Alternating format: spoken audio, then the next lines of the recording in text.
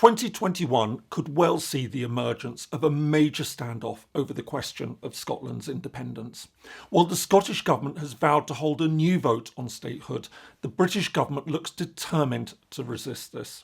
This raises the question of whether Scotland could or should press on with a new referendum regardless.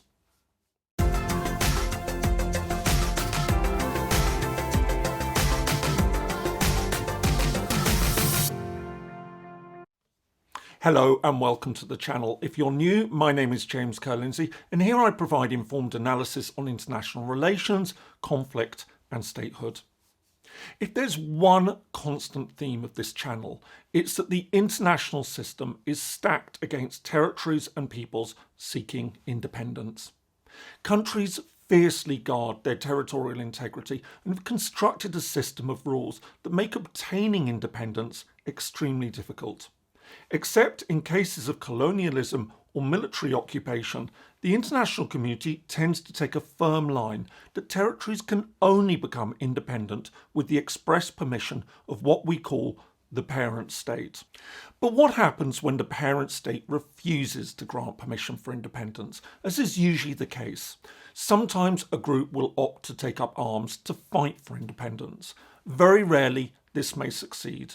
More often than not, the movement will be militarily defeated or eventually forced to accept some form of autonomy. In other cases, a territory will seek to follow a democratic route to statehood. But what if this political route to statehood is also blocked? Can a territory opt to vote on independence regardless? Well, the answer would usually be no, whether for legal, political or practical reasons. Things aren't always as simple and as straightforward as that. Looking ahead, Scotland could well be an excellent case in point.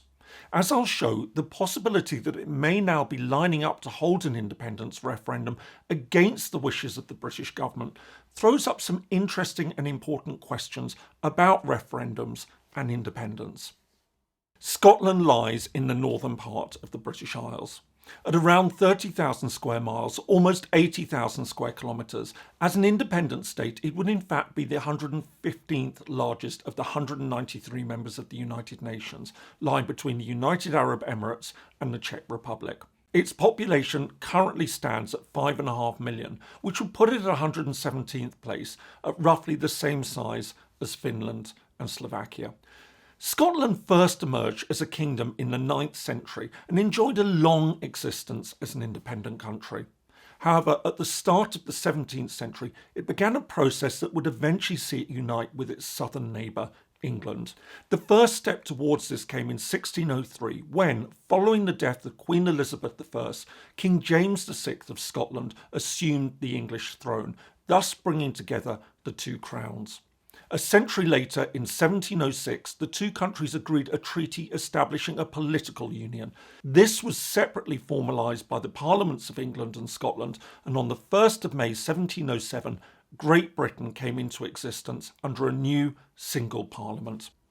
For the next 300 years, this constitutional settlement continued. However, this all changed in 1997. A referendum on autonomy saw Scottish voters support the establishment of a permanent Scottish Parliament and Scottish administration. The following year, the British Parliament passed the Scotland Act. This law outlined the powers of the new Scottish government. Importantly, it also identified a number of so-called reserved matters that fell beyond the authority of the new institutions. These included foreign affairs, defence and key constitutional issues, including the union of the kingdoms of England and Scotland. Crucially though, Section 30 of the Act permitted competence to be extended over any of these areas according to specific constitutional terms. This became significant when, in May 2011, the Scottish National Party, the SNP, won 69 of the 129 seats in the Scottish Parliament.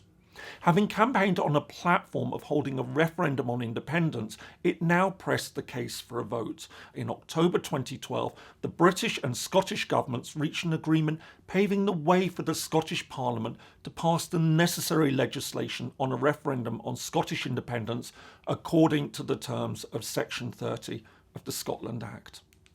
A little under 2 years later, on the 18th of September 2014, the people of Scotland went to the polls in what was widely billed as a once-in-a-generation vote on independence. Although the campaign centred on a number of themes, Scotland's continued membership of the European Union became a key issue of debate, with those lined up against independence arguing that if Scotland left the United Kingdom, it would have to reapply to join the EU, and that countries such as Spain would make rejoining extremely difficult. While this was disputed by those in favour of independence, in the end the voters of Scotland chose to remain a part of the UK. On a turnout of 85% on Scotland's 4.2 million registered voters, 44.7% voted in favour of independence against 55.3% against. Under normal circumstances, that might have settled the matter for the foreseeable future.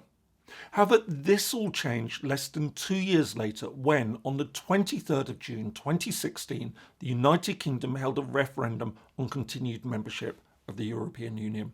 While the UK as a whole voted to leave by 52% to 48%, an overwhelming 62% of Scottish voters opted to remain in the EU. But even though Scotland had voted against independence in part because of fears that it would lose its place in the European Union, on the 31st of January 2020, Scotland was nevertheless forced to leave the EU with the rest of the United Kingdom.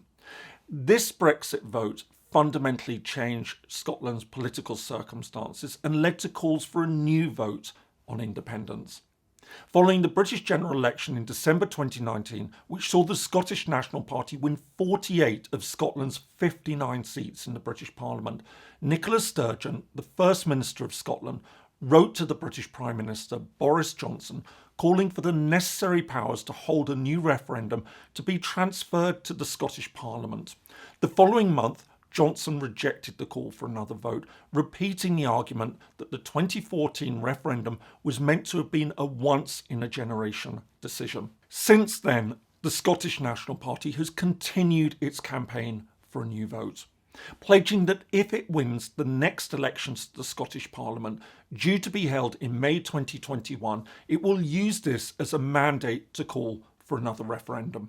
Meanwhile, in January 2020, the Scottish Parliament passed a law setting out the legislative framework for future referendums in Scotland. This all suggests that Scotland could be on a collision course with the British government over another vote. But will it actually happen? Obviously, it depends on the outcome of May's election. As things stand, the SNP looks to be on course for a resounding victory. If this happens, then this will inevitably form the central plank of the case for a new referendum, and it will certainly make a very powerful statement. At that stage, the British government may well decide to relent and agree to another vote. There would certainly be a clear democratic mandate for another referendum. But this seems unlikely. With polling now showing sustained support for independence in Scotland, and given the deep unhappiness about Brexit, there's a very real possibility that the result would be a vote for statehood. At a very personal level, this would be a major blow for Prime Minister Johnson. Clearly not wanting to go down in history as the leader who lost Scotland, he seems determined to stand firm against another referendum. Indeed, at the start of January 2021, he even suggested that 40 years would be a suitable time frame for a new vote. In other words, sometime after 2050. Of course, this has prompted a strong backlash in Scotland. Many view the idea of having to get permission for another vote as an affront to their right of self-determination, especially as their right to vote on independence has already been recognised in the past. This has raised the prospect that Scotland could press on with a vote anyway, which in turn prompts the question of the legality of a referendum held under such circumstances. Here, opinion is actually divided. While many would view this as a clear violation of the Scotland Act, others disagree, as referendums are purely consultative in the United Kingdom and would not therefore require the Scottish Government to enact steps leading to independence. It could be said that a vote would not formally contravene the terms of the Scotland Act. If nothing else, this interesting ambiguity makes it all but certain that a legal battle would arise if a new referendum was called.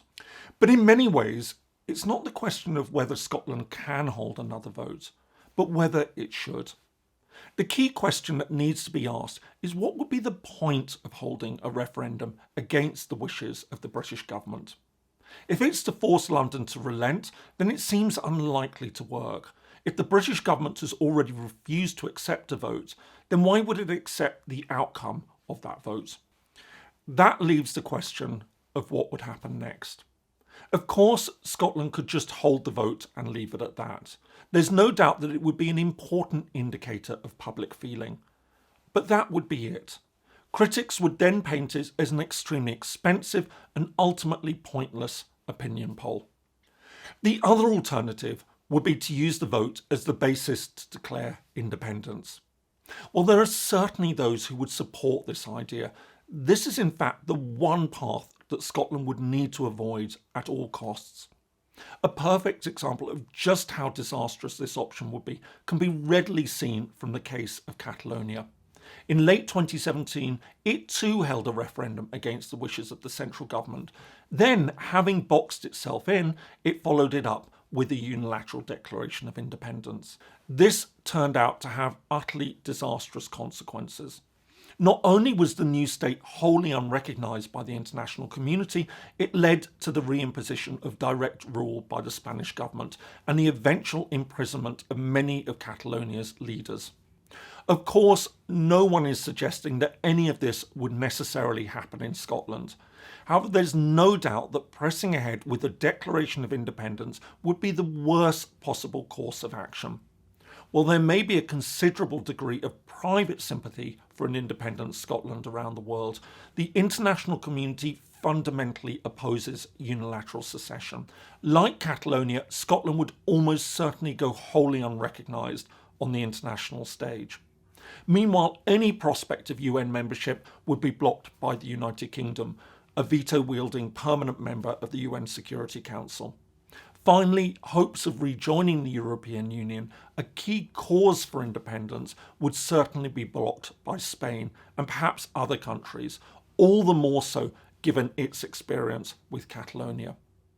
2021 will see the question of Scotland's independence return to prominence in British politics. Having been forced to leave the European Union against its will, many in Scotland believe that the fundamental basis of the 2014 vote has been rendered invalid and that they have a right to another referendum. Moreover, if the SNP win in the Scottish elections, as is expected, there'll be little doubt that there will be a clear moral and political case for a new vote. The question is if and how such a vote should actually happen. Assuming the British government doesn't relent on its current opposition to a new vote, any decision to press ahead will certainly lead to a major legal and political battle between Edinburgh and London. More to the point, if it does push on with a referendum, the Scottish government will need to be very clear about what the purposes of such a vote would be. If it's to put pressure on the British government, that's one thing. But what happens if London holds firm? Well, there may be those who believe that this would create a mandate for a unilateral declaration of independence. This would be a disastrous outcome that would inevitably leave Scotland isolated on the world stage and could well set back actual independence for many years to come. So whatever happens, the pro-independence movement will need to think very carefully about their strategy in the months ahead. I hope you found that interesting.